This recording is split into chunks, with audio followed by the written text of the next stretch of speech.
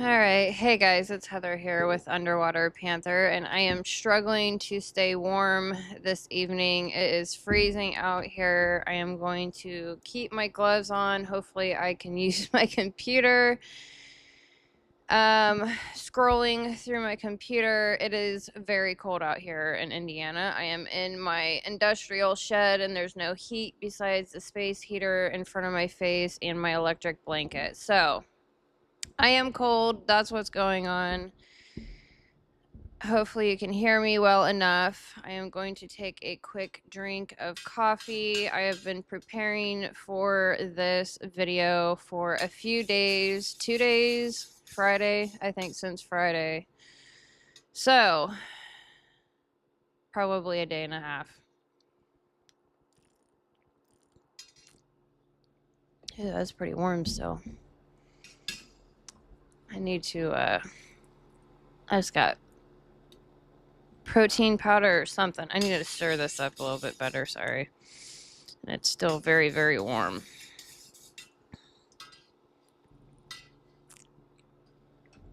Alrighty, getting settled in here. Alright, so this video is inspired by Stephen Burns, a geophysicist. I think I accidentally called him an astrophysicist the other day. So he made a video called The Craziest 3iAtlas Coincidence, yet the cosmic synchronicity of GRB 25072 or 702b. So this is kind of like a video going more in depth psychologically, breaking that down. So 3iAtlas was discovered on July 1st, 2025. I'm not used to having my mic like that. All right, so 3iAtlas was discovered on July 1st, 2025. It is the third confirmed interstellar object ever detected passing through our solar system. It was identified by the Atlas survey on July 1st, moving at a velocity and trajectory consistent with an extrasolar origin. At the time of discovery, it was simply cataloged as a fast-moving interstellar object. So the same day, now this is what he was talking about. Same day, X-ray activity from the same sky region. So according to his video, and he has his sources and references, high energy X-ray radiation was detected from the same small region of the sky where 3iAtlas was first discovered. This is important because X-ray emissions are monitored consistently. Most do not become public discussion points. This one stood out because the timing overlap. So the GRB 250702b, so less than 24 hours later, 3iAtlas's discovery, astronomers recorded the unusual long-duration, high-energy, multi-pulse gamma ray burst. It reportedly had 3 distinct pulses, with the third being the strongest. NASA has described it as one of the most energetic and prolonged GRBs ever recorded. So, GRBs are not rare, but this combination of timing, duration, and structure is what made this one stand out. All right, so that is what inspired me to create this video.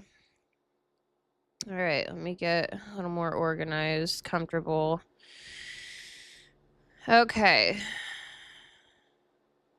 So this video is called The Cosmic Architecture of Awakening. I may change it, I may not, I normally do.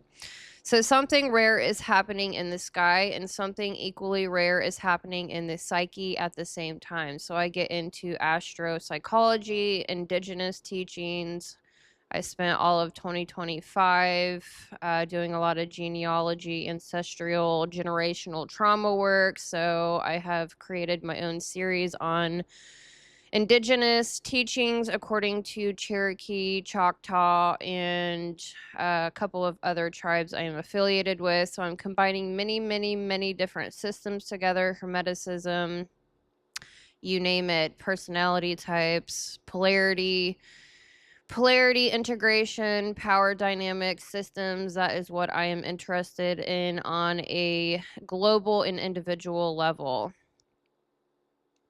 So we have interstellar object 3iAtlas moving through a very specific window within its closest approach corridor, landing right around December 19th of this year, 2025.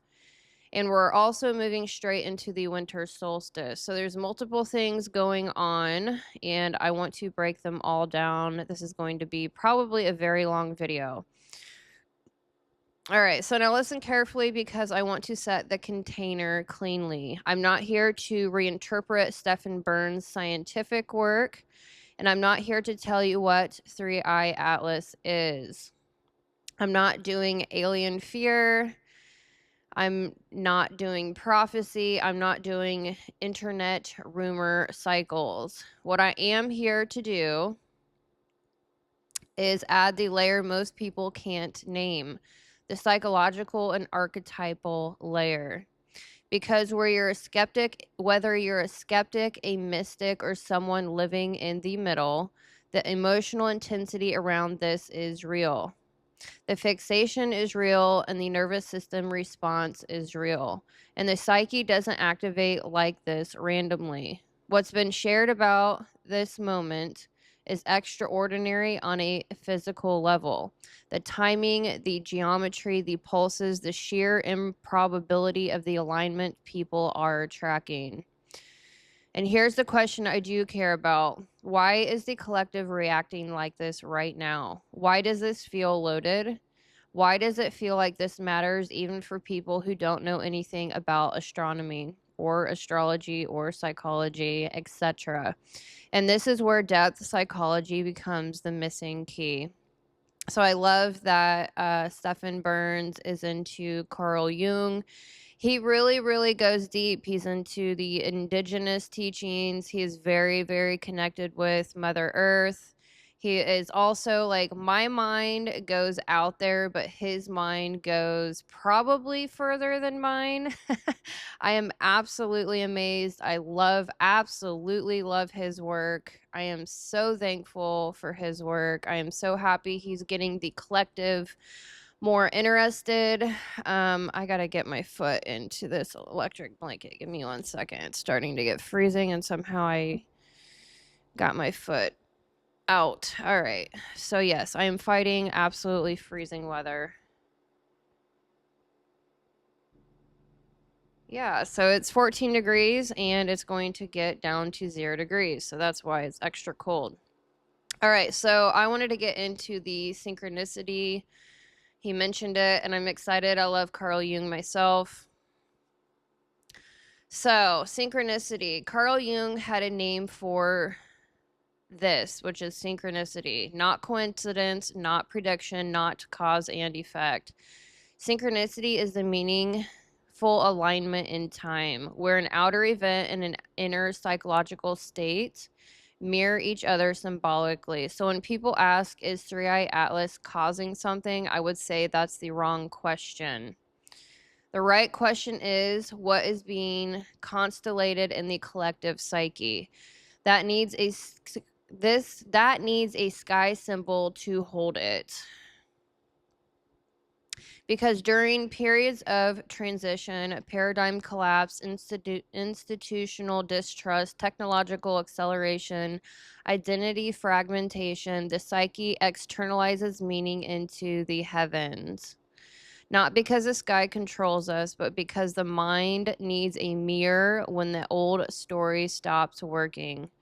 And we are absolutely in this kind of threshold corridor. So tonight I'm going to connect a few dots. 3iAtlas in the solstice window, So I'm going to break down what the season of winter represents seasonally, indigenously, psychologically. Solar activity, plasma, and the fact that Earth is not a passive rock, it's an electromagnetic system. Astrology at the degree level, meaning timing and pressure points, not vague symbolism. And I'm also going to get into the, what do you call it? Let me get to my other note here. I've got 20 notes open. The Sabian symbols, I believe is how you pronounce it. So I'm going to get into every single planet, what degree it is at, and what it represents on December 19th with 3iAtlas. So what took me so long was I was trying to figure out how to exactly track where 3iAtlas was going to be in the sky on December 19th. And that process was difficult. I had to upgrade my sky guide. I was on the other stellar, what do you call it? I had to restart my computer, so I am missing some of my tabs that were open. Anyways, it took me hours and hours to locate exactly where 3iAtlas was going to be, because you don't use your location on Earth. You have to go through a huge process, and I was trying to pin down where it was going to be 3iAtlas, and so I finally figured it out. It took me a while. Sabian symbols. So the Sabian symbols. So the Sabian symbols are based on tropical ecliptic longitude, not Earth location, not right ascension, and not the object's name in software. So the process is to identify the object's sky position for a specific timestamp and convert that sky position to tropical ecliptic longitude. Locate the zodiac degree the object occupies, apply Sabian symbols rules, so you round up to the next whole degree. All right, so that is that process. And so I finally nailed it. It took me hours upon hours. I had to upgrade my apps. I had to get different software. And so that was an interesting thing. All right, so I'm also going to break down the Jungian frame of why this hits like a messenger archetype. The stranger from outside the system arriving when certainty dissolves. And then this is the part that ties directly into I get into polarity as well as nervous system integration individually and collectively. So I've got 10 different series going on here on YouTube. I'm sorry, it's very cold out here. And so I've got many different series going on, and polarity integration and nervous system work is very important to me. So I'm tying many different things. That's why this took so long to research, set up, and organize. So because when the collective nervous systems get activated like this, it doesn't just show up as curiosity. It shows up as truth, pressure, intolerance for falseness, attachment, fear, projection, power dynamics, and a sudden need for safety in the body. This is where our axis becomes crystal clear. So 3iAtlas is going to be in the sign of Virgo. Virgo represents discernment, truth, filtering, and reality testing. And then Scorpio is projection. So we do have Pluto is in Aquarius, actually. But Scorpio, we are currently, it's hard to explain this. It takes a long time, but we are in the age of Aquarius. We have Pluto in Aquarius at the 2nd degree, actually. And so this is speeding up the process of becoming in a new age. And so the axis, in order to the spine of the Aquarian age is the Taurus-Scorpio axis. So we are learning how to integrate our nervous systems through Taurus, grounding ourselves in a Taurian Venetian way. And then we are also dealing with polarity, depth psychology, the shadow becoming light with the Scorpio archetype. So Scorpio is projection, control, fear of loss, intensity without clarity. And Taurus is body safety, the nervous systems, yes or no. And Aquarius represents systems, the age of Aquarius. So the contracts, the structures, the roles that are breaking and rewriting in the collective. So the real theme of this video represents trying to to just breaking down a lot going on here. So what happens to humans emotionally, relationally, and spiritually when the sky mirrors a threshold and the nervous system knows the old world isn't stable anymore? Many things are changing in the collective. So that's what I'm doing tonight, is I'm breaking down what is going on in the sky with 3iAtlas, with all of our planets collectively. This is a collective grid work video explanation. All right, so that's what we're doing tonight. I totally haven't stumbled that much in an introduction in a while.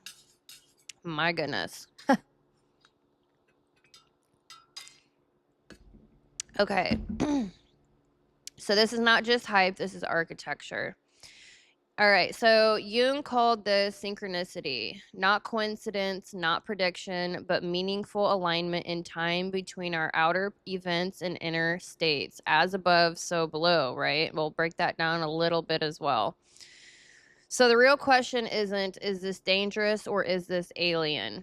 The deeper question is, why now? Why this response? Why this intensity?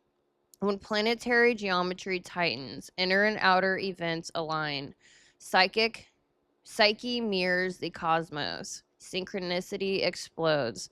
This is why moments like 3iAtlas, so it's going to be closest to the Earth on December 19th. And we also have the winter solstice happening December 21st. We are moving into winter season. And quick geometry, what is going on? So we have tons and tons of planets in Sagittarius. There's a pile up or stellium in Sagittarius. We have the Sun, Moon, Mercury, and Venus all in Sagittarius around the 19th of December through the 21st, which represents truth-seeking, meaning-making, and world-view shift. We have Mars in early Capricorn and Pluto early Aquarius, represents systems pressure and future timeline activation. We have Saturn and Neptune in late Pisces, end of cycle dissolving and spiritual testing and discernment. We also have Jupiter in Cancer, which represents collective emotional amplification, home, family, safety, and narratives expand. All right, so the perihelion of 3iAtlas was on October 29th of 2025, and the closest approach to Earth is December 19th, and my young Sagittarius child, she will be 6 years old on December 18th, so happy birthday to all these Sagittariuses out there. I will be breaking down your archetype this evening because we have so many planets in Sagittarius, so that's exciting. All right, so what synchronicity actually is? Carl Jung made a very important distinction that most people miss. Synchronicity is not causation. Nothing has to cause something else for meaning to exist. Synchronicity is when an external event and an internal psychological state mirror each other symbolically. Meaning doesn't come from the object, it comes from the relationship. And that is what I'm breaking down this evening. Meaning, so when people ask, is 3iAtlas causing something? That's the wrong question. The right question is, why is the psyche responding now? Jung observed that during times of collective transition, instability, paradigm collapse, and technological acceleration, the psyche externalizes meaning into the sky. So, historically, comets, eclipses, and planetary alignments. So, they were important because they reflected something already happening internally. Synchronicity describes moments when outer events mirror inner psychological states without a direct causal link. It doesn't tell us what will happen, it tells us where consciousness is shifting. That is critical because when something like the third interstellar object detected on a precise date, aligned with a record-breaking gamma ray burst arriving from the same symbolic region of the sky, happens at a time when humanity is already destabilized, the psyche lights up. Not because the event is about us, but because we are at a threshold. Synchronicities cluster at moments of paradigm collapse, identity transition, cultural reorientation, endings and beginnings overlapping. That's not mystical thinking, that's depth psychology. The archetype being activated, the messenger. From a Jungian perspective, 3iAtlas is not a thing, it is an archetypal trigger. Specifically, it activates the messenger archetype, the threshold archetype, the stranger from outside the system archetype. In mythologies, these moments always arrive when old structures are no longer trusted, existing explanations feel insufficient, the collective mind is ready for reorganization. This is not new. The psyche has always used the heavens as a mirror when terrestrial systems lose coherence. And that's key because this isn't about the object, it's about trust collapsing. In archetypal psychology, interstellar visitors don't symbolize invasion, they symbolize the messenger. The messenger archetype appears when existing systems can no longer contain meaning, old explanations feel thin, certainty dissolves, and the future feels undefined. The messenger doesn't give answers, it interrupts certainty. Think Hermes, think Mercury, think the trickster who crosses boundaries. 3iAtlas is archetypically not a threat, not a savior. It's a threshold marker. It arrives when a system is ready or forced to reorganize itself. That's why the reactions are polarized. Awe, fear, obsession, projection, myth-making, spiritual language, and apocalyptic narratives. Those aren't signs of irrationality. They're signs that the unconscious is awake. So why 3 matters psychologically? Let's talk about the number 3 without numerology. In Jungian psychology, 1 equals unity, 2 equals polarity, tension, and conflict. 3 represents a new pattern attempting to emerge. 3 is not resolution, it's integration trying to happen. So when we see the third interstellar object, 3 pulses, the strongest pulse last. Psychologically, this maps onto pressure breaking through attempt. This doesn't mean something ends, it means something reorganizes. The psyche reads this instinctively. That's why people feel anticipation without knowing why. Gamma rays as symbolic energy. Let's talk about gamma rays psychologically. Gamma rays are the highest frequency radiation we observe, incredibly compressed energy, brief but overwhelming. Symbolically, gamma rays represent maximum information density, too intense to integrate slowly, arriving faster than meaning can catch up. In the psyche, this feels like anxiety spikes, downloads, overstimulation, intuition without language, people saying something big is happening. This is why the collective reaction matters more than this physics alone. The psyche isn't responding to danger, it's responding to scale. So, as above, so below, done correctly. All right, so here's the hermetic truth. As above, so below does not mean the sky controls you. It means patterns repeat across scale. Geometry is consistent, resonance is real. Your nervous system is electrical, Earth is electromagnetic. The sun and Earth are in constant interaction, not just by light, but by charge and field dynamics. So when you say as above, so below, we're really saying the same kind of architecture that organizes plasma and magnetism also organizes psyche and meaning. That's not superstition, that's pattern recognition across levels of reality.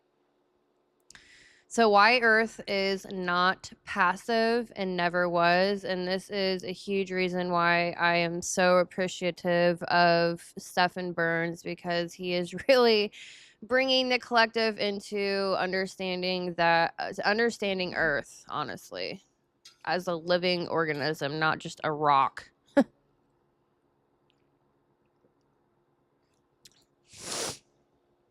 All right, so mainstream science still frames Earth as a rock orbiting star receiving light.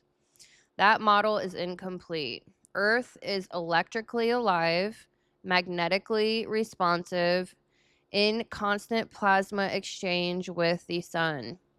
The sun doesn't just emit light, it emits charged particles, magnetic flux, and plasma filaments.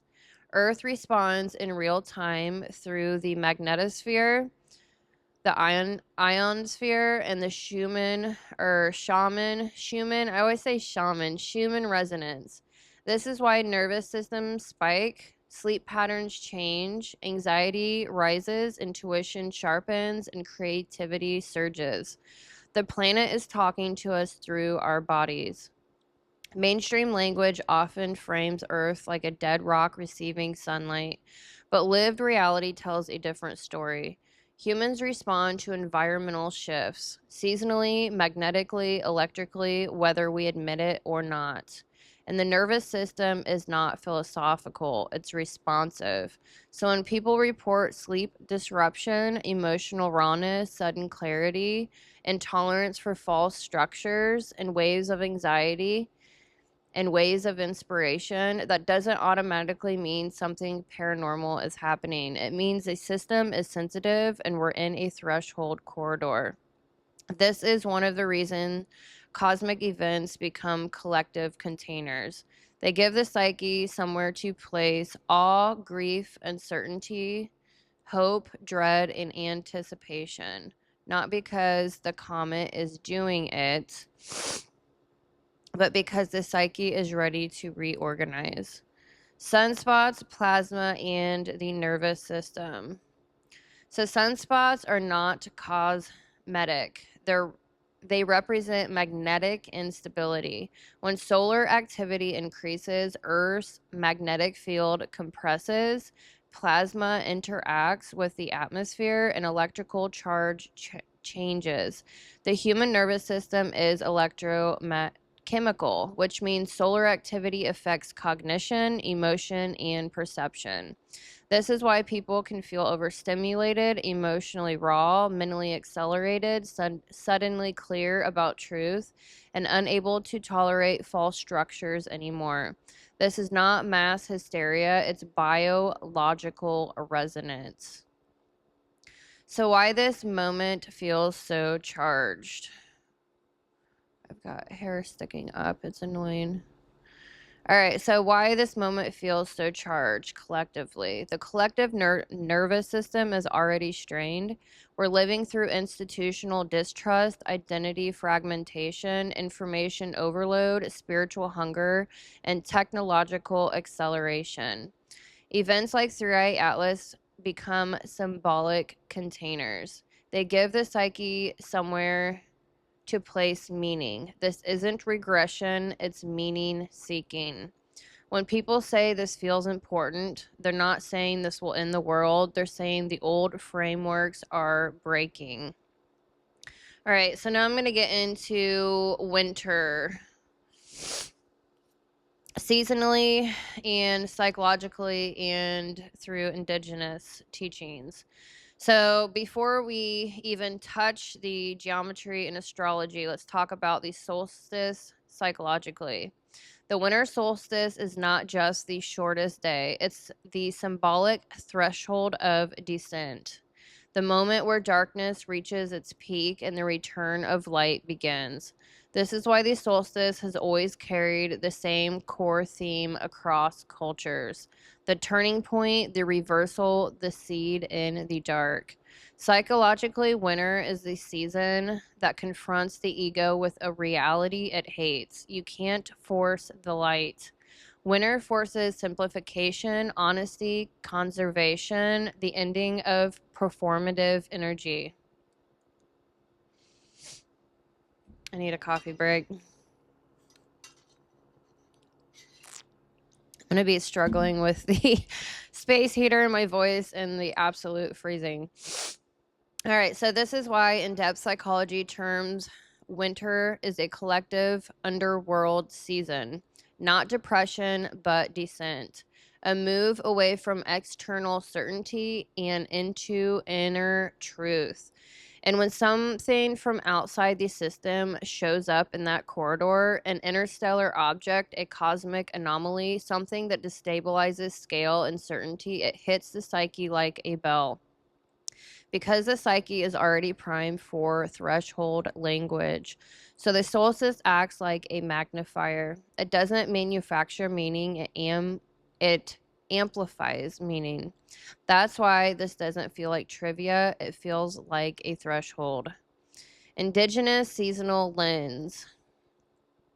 So if you are interested in the seasons, how indigenous cultures integrate themselves through the seasons, certainly check out my Native American, I'm not really sure what I called the series, but check out my playlist. I do have an amazing playlist on that.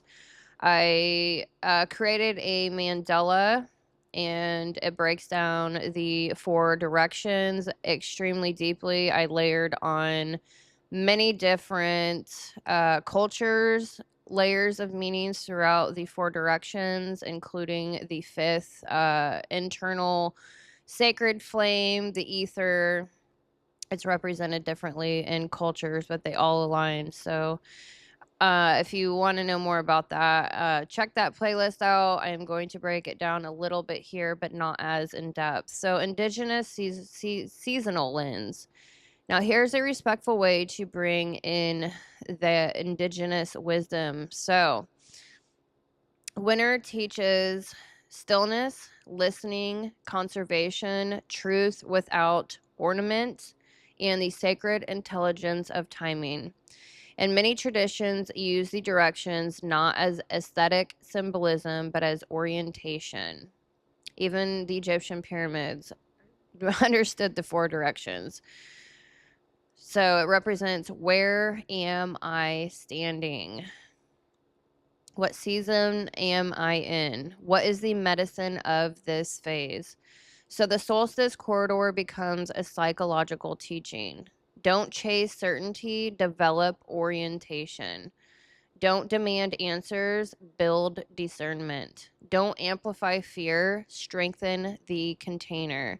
That's the mature spiritual response.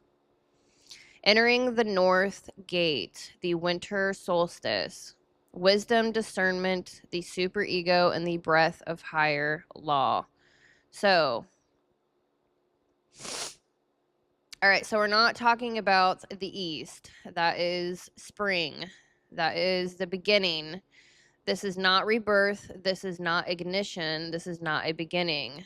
So we are transitioning from the west into the north. We are crossing from fall, the season of reckoning and release, into winter, the season of wisdom, discernment, and higher law. And that distinction is everything. So the north gate, what winter actually represents. So in my Mandela teachings, indigenous cosmology, in-depth psychology, the north is not about action. The north is about orientation.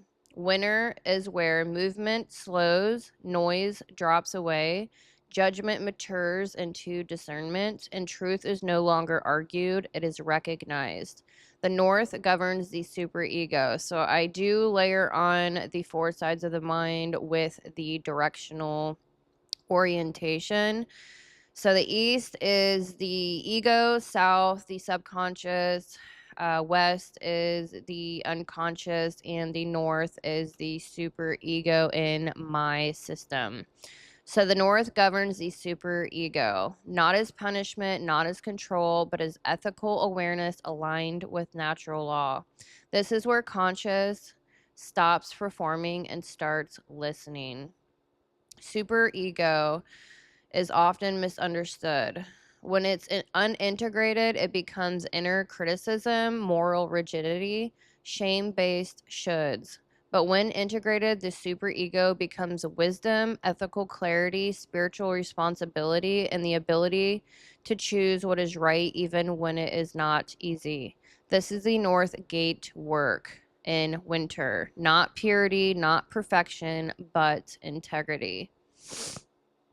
All right, so I will get into a little bit of the archetypes through the animals that the Native Americans. So we have the wolf and the deer in the North. Law balanced by grace. Indigenous teachings understood this long before psychology named it. For the Cherokee, wolf represents law, loyalty, and the discipline that sustains the pack. For the Choctaw, deer represents grace, sensitivity, and quiet strength. Together, wolf and deer teach us law without compassion becomes cruelty. Grace without structure becomes avoidance. Winter wisdom is the marriage of both. This is the masculine clarity softened by the feminine grace. So we also have Archangel Uriel and the Black Dragon according to the Eastern teachings. So I do tie in the Catholic, archangels. I was raised Catholic and I am also Native American. So I wanted to add this layer in here. So in mythic language, the same function is carried by Archangel Uriel and the Black Dragon of the North. Uriel does not shout truth, he illuminates it. The Black Dragon does not rush transformation, it holds stillness until insight arrives. Both govern patience, endurance, discernment, ancestral memory, spiritual law that does not need enforcement. This is the energy of the North or winter, still, watching, uncompromising, and deeply compassionate. How 3iAtlas fits. So now let's place 3iAtlas in here, not as cause, not as a threat, and not as prophecy. 3iAtlas arrives during the final days of fall, December 19th, and the threshold of winter solstice, December 21st. And its closest approach is to Earth is on December 19th, just days before the winter solstice. So that timing matters psychologically and symbolically, not because the object does something to us, but because it appears at a moment when the collective psyche is already turning inward. Jungian frame. So Carl Jung was very clear.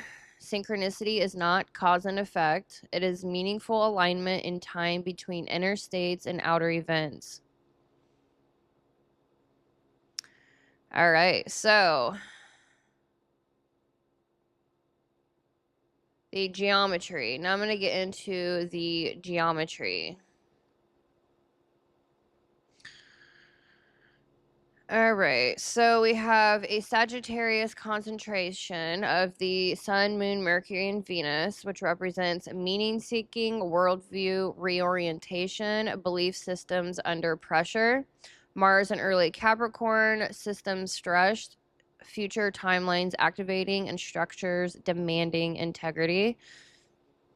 Saturn and Neptune at the end of Pisces, dissolution of illusion, spiritual testing and reality checks. And Jupiter in Cancer is the collective emotional amplification, safety and belonging themes surfacing. So this is not chaos, this is evaluation. So why this belongs in the North Gate. So winter solstice is not rebirth. It is orientation in the darkness. The light does not return loudly. It returns quietly because the work is internal. The collective superego. Why this feels ethical, not apocalyptic. What's activating right now is not fear, it's conscience. The collective superego is waking up. People are asking, what do I trust? What deserves my attention? What systems are worth my loyalty? What stories no longer hold integrity? This is North Gate questioning. Why mainstream media cannot hold this layer. This isn't suppression, it's category mismatch. Mainstream media handles events, data, and outcomes. What's active right now is meaning, orientation, discernment, and nervous system regulation. Those don't translate into headlines. So individuals, not institutions, become the interpreters. This is an Aquarian shift, filtered through Virgo discernment, held inside North Gate wisdom. All right, so what this moment is inviting: Sagittarius, tons of Sagittarius inner planets, Sun, Moon, Mercury, and Venus. So personal inner planets in Sagittarius. All right, so what does Sagittarius represent? It's about meaning, worldview, belief systems, orientation towards truth. When events cluster around Sagittarius, people search for why, not how. Science alone feels incomplete. Belief systems wobble and narratives fracture. This explains the return of mythic language, the surge of spiritual framing, and the hunger for something larger than data. Sagittarius energy activates when the old story no longer explains the present. This is the heart of it. The invitation isn't fear, it isn't prophecy, it isn't answers, it is discernment. Can we tolerate not knowing, stay grounded without collapsing into fantasy, hold mystery without panic, integrate science and psyche instead of choosing sides? Jung warned that when the unconscious erupts without containers, people either literalize symbols or deny them entirely. Both are distortions. The middle path is integration. All right, so I need to get comfy. Ouch. Ugh. Indian style, per usual. Gotta stretch out my legs a little bit. All right, so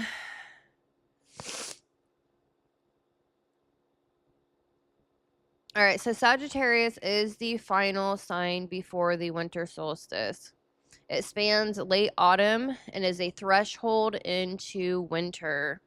Capricorn doesn't prepare winter, it anchors it. Sagittarius is the last breath before the light collapses inward. Psychologically, Sagittarius is not warm necessarily. It is meaning seeking under loss of light. This is the part most people miss. As daylight rapidly decreases late November through December in the northern hemisphere, the nervous system feels orientation loss. Instinctively, humans ask, what does this mean? What story am I living inside? What do I believe when certainty fades? This is Sagittarius psychology. So Sagittarius appears exactly when external light can no longer guide us. It's a sign that says, if I can't see clearly anymore, I need meaning to navigate. Sagittarius is the bridge sign, not the destination. All right, so Sagittarius doesn't belong to wonder. It escorts consciousness into it. That's why holidays cluster here. Philosophy, religion, and myth peak. People argue belief systems more intensely. Truth seeking accelerates. What's real questions explode. This is not coincidence, it's seasonal psychology.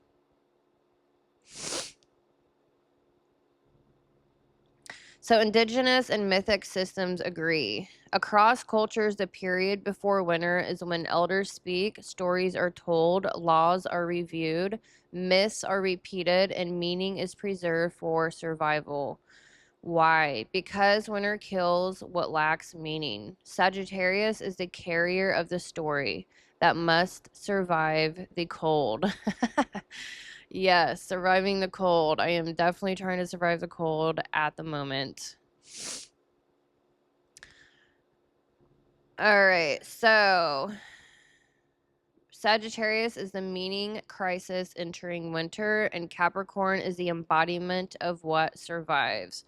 So when 3iAtlas appears during a Sagittarius pileup approaching the Capricorn solstice gate, the psyche responds with interpretation, myth, awe, fear, and belief making.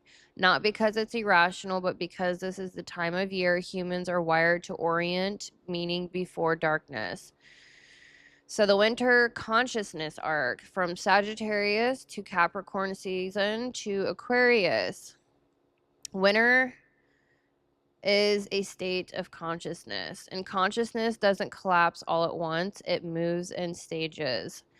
This arc explains why the psyche reacts the way it does during moments like the solstice, anomalous cosmic events, constitutional breakdown, belief collapse, and future anxiety. So we have stage 1, Sagittarius, meaning under diminishing light, late fall through the solstice threshold.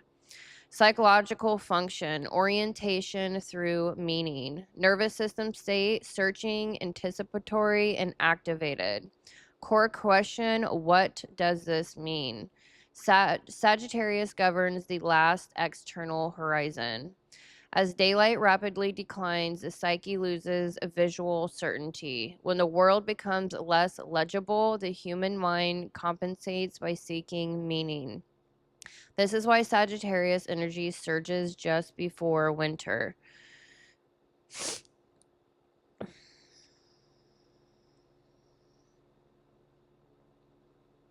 So the shadow of Sagittarius is dogma, spiritual inflation, certainty, addiction, and meaning imposed instead of discovered. And then we enter stage 2, Capricorn, which is winter, embodiment in the dark. So the winter solstice into deep winter. Psychological function, reality testing, and containment. I myself actually have a stellium in Capricorn, Capricorn moon, 10th house, Saturn, Uranus. You name it. I have tons in Capricorn. So psychological function is reality testing and containment. Nervous system state, grounding, contraction, and sobriety. Core question, what actually holds? Capricorn begins at the winter solstice, the darkest point of the year. This is psychological. Light is minimal, energy turns inward, and the body demands structure. Capricorn consciousness asks, what survives without belief? What still works when fantasy dies? What can I carry through winter? This is where systems are stress tested, institutions are questioned, discipline replaces inspiration, and embodiment replaces theory. Capricorn doesn't care what you believe, it cares what you can build, sustain, and endure. In this phase, fear subsides into realism. Decisions become practical. People commit or collapse. Excess meaning is stripped away. Capricorn is the truth that remains when the story is gone. And the shadow of Capricorn is rigidity, control, despair, and survival without soul.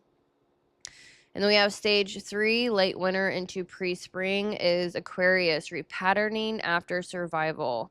Psychological function, systemic reimagination, nervous system state is rewiring, detachment, and future mapping. Core question, what comes next and how do we do it differently? Aquarius doesn't appear until after survival is secure. You cannot innovate while freezing. Once Capricorn has stabilized the system, Aquarius activates new networks, decentralized authority, future-oriented thinking, and collective intelligence. This is where old systems are abandoned, new frameworks emerge, loyalty to broken structures dissolves, and people stop asking, is this true, and start asking, does this work? Aquarius is not utopia, it is post-collapse intelligence. It doesn't rebuild the old world, it designs the next one. Aquarius carries a blueprint that only appears after winter is endured. And the shadow of Aquarius is alienation, abstraction without embodiment, and rebellion without responsibility. So the full arc, you can look at this as Sagittarius searches for meaning as the light fades. Capricorn tests what survives in the dark, and Aquarius imagines what comes after survival. All right, so why 3iAtlas hits during this arc? During Sagittarius meaning saturation, approaching the Capricorn solstice gate, while Pluto is entering Aquarius. It is already in Aquarius, actually at 2 degrees, but is at the beginning of Aquarius. So it places 3i directly in the winter arc of consciousness. Psychologically, this means it functions as a threshold symbol, a reality testing moment before a systemic rewrite. So the collective reaction is not random, it's seasonally and archetypically precise. So winter isn't about fear, it's about capacity. Sagittarius gives us meaning, Capricorn gives us an endurance, and Aquarius gives us the future, but only if we move through them in order. So December 19th sits at a triple threshold. So its closest approach window, object brightest, most observable with 3iAtlas, maximum public attention. Number 2, seasonal and biological, just before the winter solstice, lowest light, nervous system already contracted. Humans are psychologically or physiologically more inward, vigilant, and meaning seeking. And psychological or archetypically, late Sagittarius, belief, meaning, narrative pressure. About to cross into Capricorn, reality testing and survival intelligence. Pluto newly in Aquarius, future system anxiety activated. So the psyche is already asking, what does this mean? What can I trust? And what survives winter? When an anomalous object peaks right there, it becomes a projection surface. Not because it is the message, but because the psyche needs a symbol at the threshold. All right, so the Sagittarius overload. Why this moment is about meaning, truth, and relational honesty, not fear. So from December 19th through the 21st, we have an unusual concentration of personal planets in late Sagittarius. So we have Sun, 27 through 29 degrees of Sagittarius, Moon 19 through 20 degrees of Sagittarius, Mercury 9 through 12 degrees of Sagittarius, and Venus 22 to 25 degree of Sagittarius. This is not subtle. When astrology stacks like this, it's not about one planet, it's about a psychological environment. Sagittarius sets the tone of consciousness. So what Sagittarius actually does. Sagittarius is often seen as optimistic or philosophical, but psychologically it governs belief systems, meaning making, moral frameworks, truth versus story, the narrative that justifies behavior. Sagittarius is a sign that asks, what am I living for, and does this story still hold?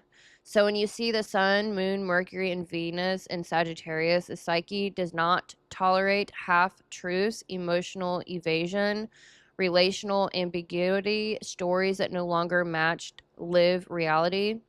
This is why people feel compelled to say things, unable to pretend, restless in stagnant relationships, and allergic to bullshit. This isn't chaos, it's truth pressure. Relational dynamics, what this does to people with each other. So Sagittarius activates relational honesty, whether people are ready or not. Under the sky, relationships tend to polarize into 3 categories. Relationships that expand truth. These survive and often deepen more honestly, with more laughter, and with more future-oriented conversations and shared meaning. These feel energizing, even if intense. And number 2, relationships built on comfort over truth. These get stressed. We don't talk about that. Let's keep the peace. It's fine. Sagittarius exposes a lie of fine. Expect blunt conversations, moral disagreements, value clashing, and sudden clarity about incompatibility. Number 3, relationships that already ended emotionally. These finally say it out loud. Sagittarius doesn't like ghosts, it wants conclusions. So Venus and Sagittarius, values migrating. All right, so this, let me see. Oh crap, what page am I on? I didn't put page numbers on this. I can't remember if I break this down. I wanted to do both the... Okay.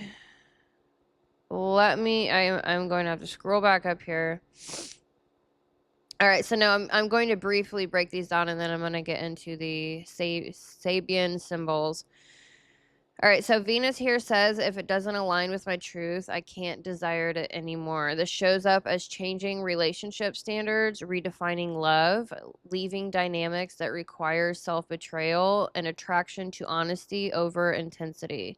This is especially strong in women and caregivers, which ties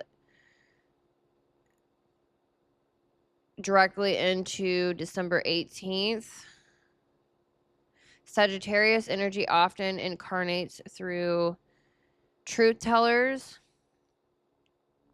So the shift, okay, I already mentioned all that. I'm not as organized as I'd like to be. Okay, so now we're going to get into, let me pull up my, let me see where it's at. Gracious sakes. I might need to break this down into about an hour. I think I might actually cap this here because I am not as organized as I would like to be. I was going to pull from 3 different notes, and I don't have that up. So I am going to cap this video and record a new video and break down the chart, the astrological chart from December 18th through the 21st for all of the planets in 3iAtlas with the Sabian symbols and all of that good stuff. So I hope you enjoyed this video. I hope you got a little bit of something out of it. Like and subscribe, and I will see you in the next video. Thank you so much for being here.